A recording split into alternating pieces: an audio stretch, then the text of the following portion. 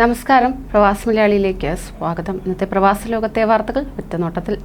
UAE-യിൽ ഇന്ന് 1958 പേർക്ക് കൂടി കോവിഡ് വൈറസ് ബാധ സ്ഥിരീകരിച്ചു. ചികിത്സയിലായിരുന്ന 1545 പേർ രോഗമുക്തരായപ്പോൾ കഴിഞ്ഞ 24 മണിക്കൂറിനിടെ 3 കോവിഡ് മരണങ്ങളാണ് രാജ്യത്ത് റിപ്പോർട്ട് ചെയ്യപ്പെട്ടത്. 2,14,765 പരിശോധനകളാണ് രാജ്യത്ത് പുതുതായി നടത്തിയത്.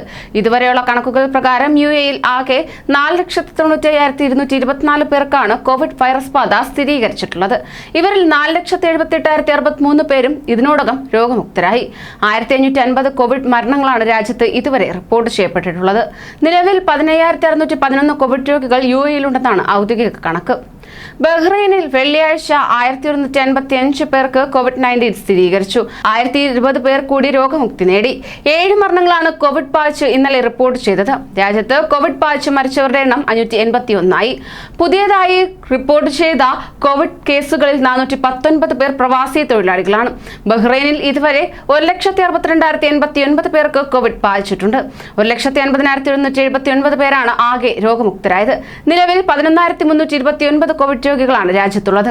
162 പേർ ആശുപത്രിയിൽ ചികിത്സയിലാണ്. ഇവരിൽ 86 പേരുടെ നില ഗുരുതരമാണ്. കുവൈറ്റിൽ കഴിഞ്ഞ 24 മണിക്കൂറിനിടെ 1,406 പേർക്കാണ് കോവിഡ് സ്ഥിരീകരിച്ചത്. ഇതോടെ ആകെ കോവിഡ് ബാധിച്ചവരുടെ എണ്ണം 2,84,472 ആയി. ടെസ്റ്റ് പോസിറ്റിവിറ്റി നിരക്ക് 15.18% കുറഞ്ഞു. വിവിധ ആശുപത്രികളിലായി ചികിത്സയിലായിരുന്ന 8 പേർ മരണമടഞ്ഞതോടെ രാജ്യത്ത് ആകെ മരിച്ചവരുടെ എണ്ണം 1,436 ആയി. രാജ്യത്തെ കോവിഡ് മുക്തി നിരക്ക് 93.40% 1,283 പേരാണ് ഇന്ന് കോവിഡ് മുക്തരായത്. ഇതോടെ രാജ്യത്ത് ആകെ 2,37,667 കോവിഡ് മുക്തരായി. 15,369 ആക്റ്റീവ് കോവിഡ് കേസുകളും തീവ്രപരിചരണ വിഭാഗത്തിൽ 247 പേർ കഴിയുന്നതായും ആരോഗ്യ മന്ത്രാലയം അറിയിച്ചു. സലാലയിൽ സുൽത്താൻ ഖാബൂസ് ആശുപത്രിയിൽ വേണ്ടത്ര വെന്റിലേറ്ററുകളില്ലെന്ന് സാമൂഹിക മാധ്യമങ്ങളിലൂടെ പ്രചരിക്കുന്ന വാർത്തകൾ വാസ്തവവിരുദ്ധമെന്ന് ഒമാൻ ആരോഗ്യ മന്ത്രാലയം വ്യക്തമാക്കി.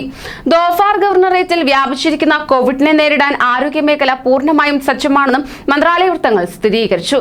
ഈ മേഖലകളിലെ ആശുപത്രികളിൽ വെന്റിലേറ്ററുകളുടെ ശേഷി വർദ്ധിപ്പിച്ച് കഴിഞ്ഞതായും മന്ത്രാലയത്തിന്റെ അറിയിപ്പിൽ പറയുന്നു. സാധുവായ വിസയുള്ള മുഴുവൻ വിദേശികൾക്കും ഒമാനിലേക്ക് വരാനാകുമെന്ന് കാണിച്ച് സിവിൽ ഏവിയേഷൻ അതോറിറ്റി വ്യക്തമാക്കി. ഒമാനിൽ സർവീസ് നടത്തുന്ന മുഴുവൻ വിമാന കമ്പനികൾക്കും സർക്കുലർ കൈമാറി കഴിഞ്ഞു. തൊഴിൽ, കുടുംബ സന്ദർശന, എക്സ്പ്രസ്, ടൂറിസ്റ്റ് വിസകൾ ഉൾപ്പെടെ എല്ലാത്തരം വിസക്കാർക്കും രാജ്യത്തേക്ക് പ്രവേശനം സാധ്യമാണ്. സുപ്രീം കമ്മിറ്റി വിസ നിയന്ത്രണം പ്രഖ്യാപിച്ചതിന് മുമ്പ് അനുവദിച്ച വിസക്കാർക്കാണ് പ്രവേശനം. സാധുവായ വിസയുള്ള മുഴുവൻ വിദേശികൾക്കും ഒമാനിലേക്ക് വരാൻ സാധിക്കുമെന്ന് royal Oman police assistant inspector general major Abdullah bin Ali al Harthi കഴിഞ്ഞ ദിവസം വ്യക്തമാക്കിയിരുന്നു. രാജ്യത്തെ ബാങ്കുകളിൽ ഭരണനിർവഹണ സാങ്കേതിക വിഭാഗങ്ങളിലെ ജീവനക്കാരിൽ 70% സ്വദേശികൾ ആയിരിക്കണമെന്ന് കുവൈറ്റ് സെൻട്രൽ ബാങ്ക് നിർദ്ദേശം നൽകി. ഇത് സംബന്ധിച്ച പുതിയ ഉത്തരവ് സെൻട്രൽ ബാങ്ക് ഡോക്ടർ മുഹമ്മദ് അൽ ഹാഷിൽ എല്ലാ ബാങ്കുകൾക്കും അയച്ചു. ഉയർന്ന തസ്തികകളിൽ ഒരു കാരണവശാലും വിദേശികളെ റിക്രൂട്ട് ചെയ്യരുത്.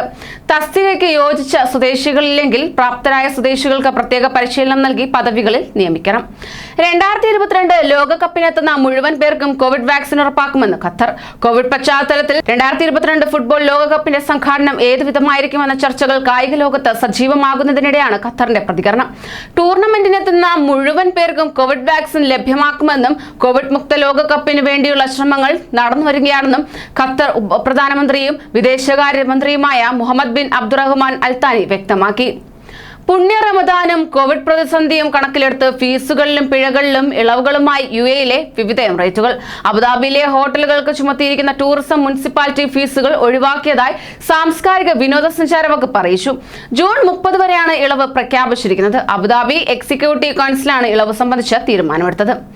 ദുബായ് ഷാർജ യാത്ര സുഗമമാക്കുന്ന അൽ ഖവാനിജ് റോഡുകളുടെ വികസന പദ്ധതി പൂർത്തിയാക്കി ഗതാഗതത്തിന് തുറന്നുകൊടുത്തതായി റോഡ്സ് ആൻഡ് ട്രാൻസ്പോർട്ട് അതോറിറ്റി അറിയിച്ചു. എമിറേറ്റ്സ് റോഡിൽ നിന്ന് ഷെയ്ഖ് മുഹമ്മദ് ബിൻ സായിദ് റോഡിലേക്കുള്ള യാത്രാസമയം 25 മിനിറ്റിൽ നിന്ന് 9 മിനിറ്റായി കുറയുമെന്നതാണ് ഏറ്റവും വലിയ പ്രത്യേകത. ഇതുകൂടാതെ എയർപോർട്ട് സ്ട്രീറ്റ്, അൽ അവീർ, അൽ ഖവാനിജ് എന്നിവയെ ബന്ധപ്പെടുത്തുകയും ചെയ്യുന്നു. കൂടുതൽ പ്രവാസി വാർത്തകൾക്കായി ഈ ചാനൽ സബ്സ്ക്രൈബ് ചെയ്യൂ.